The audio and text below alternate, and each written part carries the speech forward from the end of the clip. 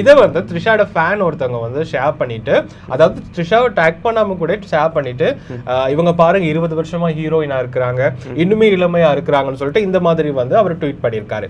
இதுக்கு வந்து த்ரிஷா வந்து என்ன பதில் அளிச்சிருக்காங்கன்னா, படக்குழுக்கு தேங்க்ஸ், நான் படத்துல இருக்கேன் ஞாபகப்படுத்தினதுக்கு தேங்க்ஸ்னு போட்டிருந்தாங்க.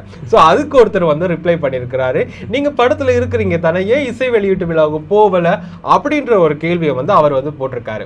அதுக்கு த்ரிஷா என்ன பதில் சொல்லியிருக்காங்கன்னா, அவங்க போட்ட ஒரு மெயிலை நான் மிஸ் பண்ணிட்டேன் போல அப்படின்னு ஏதோ ஒரு ஆச்சரியக்குறியில போட்டிருக்காங்க. ஒருவேளை படக்குழுக்கும் இவங்களுக்கு ஏதோ ஒரு பிரச்சனையோ தெரியல, இவங்களை இன்வைட் பண்ணலையா இல்லாட்டி இன்வைட் பண்ணி இவங்க போகலையான்றது வந்து ஒரு கேள்விக்குறியான விஷயமாவே இருக்குது. அது எப்படி மெயில் போட்டால் தான் பார்த்துட்டு வருமா? நம்ம என்ன ஆஃபீஸில் வேலை செய்கிறோம்? அவன் போய் சொல்கிறான் ரெஃப்ரி, அவன் போய் சொல்கிறான். பசங்க படம் பார்த்துருக்கீங்களா சசி? கண்டிப்பாக நான் பார்த்துருக்கேன்ல. ஸோ அந்த படம் பசங்க, அந்த படத்தோட டிரெக்டர் பாண்டிராஜ். எதற்கும் துணிந்தவன், அப்புறம் வந்து நம்ம வீட்டு பிள்ளை, இந்த மாதிரி ஒரு படம் போய்க்கு இருந்துச்சு. லாஸ்ட்டாக வந்து நம்ம விஜய் சேதுபதி நித்யா மேனனை வச்சு தலைவன் தலைவின்னு சொல்லி ஒரு படத்தை வந்து டைரக்ட் பண்ணி முடிச்சு, அது வந்து அந்த அளவுக்கு ஓடலை.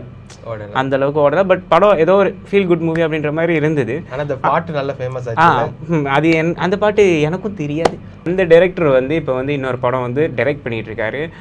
அந்த படத்தோட பேர் வந்து பரிமளா அண்ட் கோ, அதாவது ஜெயராம். இப்போ வந்து பொன்னியின் செல்வனில் நடிச்சிருந்த அந்த ஜெயராம், அது மட்டும் இல்லாமல் ஊர்வசி, யோகி பாபு, சாண்டி, இப்படி ஒரு பெரிய பட்டாளமே வச்சு அந்த படம் வந்து ரெடி ஆகிட்டு இருக்கு. அந்த படத்தோடைய ஒரு சின்ன டீசர் மாதிரி வந்து ரிலீஸ் பண்ணியிருக்காங்க. ஸோ படம் அந்த சின்ன டீசர் வந்து நல்லா இருக்கு. இப்பெல்லாம் பார்த்தோம்னா சாய் பல்லவியோட நடிப்புக்கு வந்து லேடி சூப்பர் ஸ்டார் பட்டத்தை பேசாம சாய் பல்லவிக்கே கொடுத்துடலான்னு தோன்ற அளவுக்கு அவங்க நடிச்சிட்டு போறாங்க. இவர் பேசுறத பார்த்தா கான்ட்ரோவர்சியலா மாத்தி விட்டுறார் போல. இல்ல இது என்னோட தனிப்பட்ட அபிப்பிராயம் தான். இப்படி தமிழ், தெலுங்கு, மலையாளம் இப்படின்ற படங்களை வந்து நடிச்சு ஃபேமஸ் ஆனவங்க இப்போ என்ன பார்த்தோம்னா ஹிந்தியில வந்து தன்னோட பயணத்தை வந்து ஆரம்பிக்க இருக்கிறாங்க. அமீர் கான் வந்து ரீசெண்டா என்ன சொல்லியிருப்பாருன்னா, இந்தியாவில் வந்து ஒரு பெஸ்ட் ஆக்ட்ரஸ் தான் சாய் பல்லவின்னு சொல்லியிருப்பாரு.